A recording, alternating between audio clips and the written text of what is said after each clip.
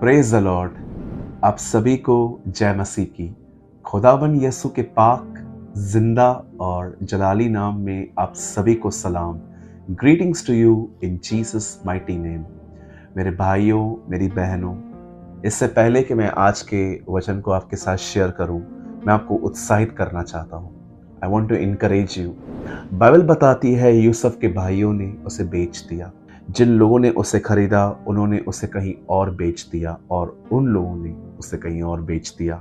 Finally जब वो पोतीपर के घर में आया और वो एक गुलाम की तरह, एक नौकर की तरह वो रहने लगा, और वहां लिखा है परमेश्वर यूसुफ के साथ था और वह आशीषित हुआ। और मैं आप में से हर एक को कहना चाहता हूँ, यूसुफ आशीषित हुआ, ब्लेस्ड हुआ। ये बात उसके गुलाम बनने से पहले नहीं, बाद में लिखी गई है। अब आप सोच सकते हैं, ब्रदर, गुलामी किस तरह की आशीष है? जी नहीं, गुलामी आशीष नहीं है, खुदा उसके साथ था, ये आशीष है। हम में से बहुत सारे लोगों को लगता है कि जो लोग बहुत पैसे वाले हैं, जिनके पास अपनी गाड़ियां हैं, जिनके पास अपने बंगले हैं, जिनके पास बहुत वो गोल्ड वेयर करते हैं, और हम सोचते हैं कि वो ब्लेस्ड हैं। मैं नहीं कहता हूं कि परमेश्वर ये सब नहीं देता, परमेश्वर देते हैं। हम इसके लिए भी सबसे ज़्यादा उसी को महिमा देते हैं। लेकिन आप याद रखिएगा, आपकी सबसे बड़ी ब्लेसिंग ये चीज़ें नहीं है, आपकी सबसे बड़ी आशीष है परमेश्वर आपके साथ है।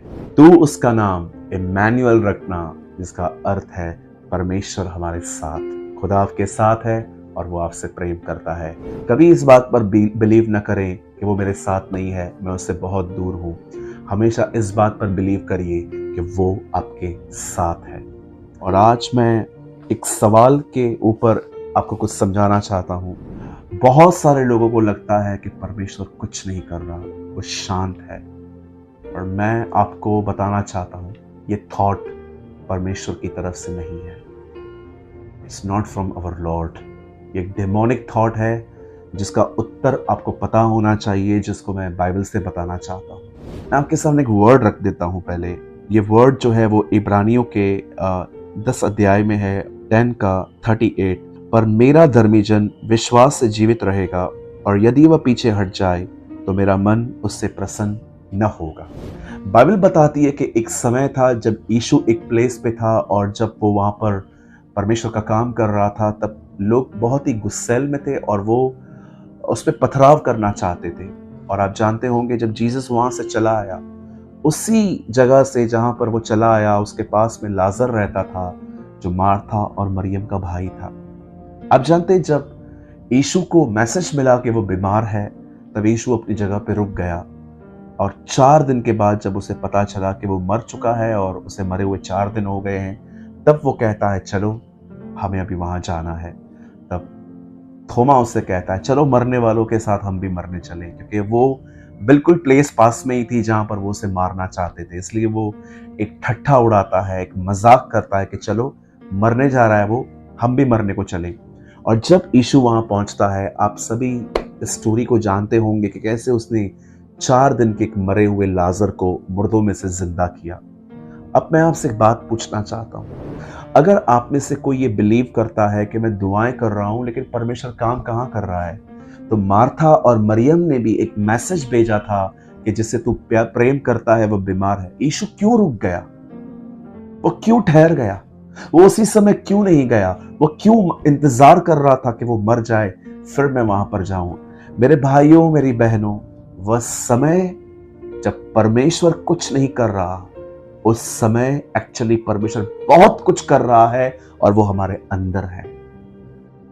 कई बार परमेश्वर बाहरी काम को इसलिए रोकता है, या आपको वो वहां पर नहीं दिख रहा, ये इसीलिए है क्योंकि वो आपके अंदर काम कर रहा है। आप जान लीजिए आज इस बात को कि परमेश्वर ने, जब प्रभु यीशु मसीह को जब पता चलता है कि लाजर जो है वो बीमार है, वो उस समय नहीं जा रहा। क्यों? क्योंकि वो मार्था और मरियम को कुछ सिखाना चाह रहा था। वो चाहता था कि वो अपने भाई के मरने के बाद भी ये जाने कि उनका परमेश्वर मुर्दों को जलाने वाला परमेश्वर है। आज दुनिया में बहुत सारे हम ऐसे काम देखते हैं, जब हम अपनी फैमिली को देखते हैं जो टोटली खुदा को जानने के बाद भी नॉन क्रिश्चियन, अविश्वासियों की तरह बिहेव करती है, पर आप एक ऐसे व्यक्ति हैं जो उनके लिए प्रार्थना करते हैं कि वो गंभीर हो, पर आप देखते हो उनके बिहेवियर में कोई फर्क नहीं है। हो सकता है कि आप देख रहे हैं कि परमेश्वर का वचन हर रविवार को आपसे बात करता है, लेकिन रेस्ट ऑफ द वीक, पूरे हफ्ते में आप देखते हो कि कुछ काम नहीं हो रहा, कुछ कुछ वर्क प्रोग्रेस नहीं हो रहा। मैं आपसे पूछना चाहता हूं, क्यों परमेश्वर एक तरफ से कई बार आपको वादा करता है, पर दूसरी तरफ से वो अपना हाथ पीछे क्यों हटाता है? ताकि आप और मैं उस समय भी भरोसा करना सीखें जब हम उसका मूव न देखें, जब हम उसके स्टेप्स को नहीं देख पाए। क्योंकि याद रखिए, विश्वास तब ही किया जाता है जब आप कुछ भी ठीक नहीं देख रहे हो। विश्वास का पर्पस क्या है? विश्वास का पर्पस है कि वो आपको एक ऐसी आंखें देता है जो स्पिरिचुअल आईज हैं, जो मन की आंखें हैं, जिसमें दिखाई देता है कि परमेश्वर कुछ नहीं कर रहा, ऐसा नहीं है, वो कुछ कर रहा है जो इस समय मुझे समझ में नहीं आ रहा। अगर आदम और हवा के सामने परमेश्वर ने जब कहा कि इस पेड़ में से तुम कुछ मत खाना, और वहां पर अगर आदम और हवा ये कहते नो, हमें लॉजिक बता, हम क्यों ना खाएं, तो ये एक्सप्लेनेशन फेथ के साथ काम नहीं करती। जब शैतान वहां पर आता है और हवा को कहता है खाओ, हवा को एक ही उत्तर देना चाहिए था, हम नहीं जानते हैं कि परमेश्वर क्यों नहीं चाहता कि हम न खाएं, लेकिन हम एक बात जानते हैं, वो एक भला परमेश्वर है, और अगर उसने मना किया है तो उसमें हमारे लिए फायदे के लिए होगा। हर जगह पर जब भी आप देखें कि आपकी दुआओं का उत्तर नहीं आ रहा, परमेश्वर काम नहीं कर रहा, आपको एक मैसेज खुद को देना चाहिए कि मैं जानता हूं कि मेरा परमेश्वर भला परमेश्वर है, और अगर वो शांत बैठा है तो इसमें मेरा कुछ फायदा है, इसमें मेरी कुछ भलाई है। पूरी इज़राइल को पता था कि यीशु लोगों को चंगा करता है, यीशु लोगों को छुटकारा देता है, जीसस जो है वो कोड़ियों को शुद्ध करता है। लेकिन आप जानते हो, मार्था और मरियम, अगर आप उनसे पूछते कि खुदा कौन है, तो वो आपको बताती, वो 4 दिन के मुर्दे को जलाने की ताकत रखता है। गवाही, टेस्टिंग जितनी बड़ी होती है, गवाही उतनी बड़ी होगी। विश्वास कीजिए, जितनी परीक्षा बड़ी होगी उतनी ही गवाही भी बड़ी बनेगी। सोचो, किसके पास पूरे इज़राइल में यह अनुभव था कि उसने मुझे मुर्दों में से जलाया? अगर आप मार्था और मरियम से मिलते उन दिनों में, अगर हम उन दिनों में रहते और हम उनसे पूछते कि क्या आप हमारे लिए प्रार्थना करेंगे, हमें ये प्रॉब्लम है, हमें वो प्रॉब्लम है, वो कहती चाहे कोई भी प्रॉब्लम है, तुम्हें मेरे भाई से बढ़कर प्रॉब्लम नहीं होगी। ये कब्र में था, ये सोया हुआ था, यीशु ने इसे चौथे दिन मुर्दों में से जलाया। याद रखिए, टेस्ट जितनी बड़ी है, गवाही उससे भी बढ़कर होगी। मेरे भाइयों, मेरी बहनों, हमारे बाइबल में एक ऐसा चैप्टर है, एक ऐसा लेटर है जिसमें परमेश्वर का नाम नहीं है। आप पढ़ के देखिए, परमेश्वर ने उस लेटर में कितना काम किया है, और वो लेटर है एस्तर की किताब। आप पढ़ के देखिए कैसे रानी वश्ती निकाल दी गई और एस्तर आ गई, ये परमेश्वर का काम था। कैसे आपने देखा कि मुर्दकाय जो था, हमान उसका दुश्मन था और हमान मर गया, ये किसने किया? कैसे वो किताब, जो राजा को नींद नहीं आ रही थी तो उसने कहा किताब ले आओ, मैं उसे पढ़ूं। जिस व्यक्ति ने किताब निकाली, उस आदमी के हाथ में वो किताब किसने दी? जिसमें मोद्रके का जिक्र था, पवित्र आत्मा ने। उस लेटर में कोई नाम नहीं है परमेश्वर का, लेकिन हर अध्याय में प्रभु काम कर रहा है। मेरे भाइयों, मेरी बहनों, मेरी इस लाइन को हमेशा याद रखेगा, प्रभु के काम करने के 2 तरीके हैं। एक, वो कभी धीरे धीरे काम करता है।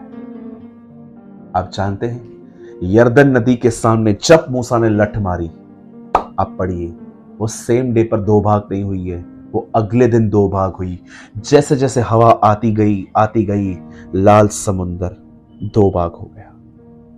इसे समय लगा, 1 दिन लगा, पर आप जानते हो, यरदन नदी आहिस्ते आहिस्ते 2 भाग नहीं हुई। जैसे ही याजकों के पैर यरदन में गए, वो 2 भाग हो गई। परमेश्वर क्या समझाना चाहता है?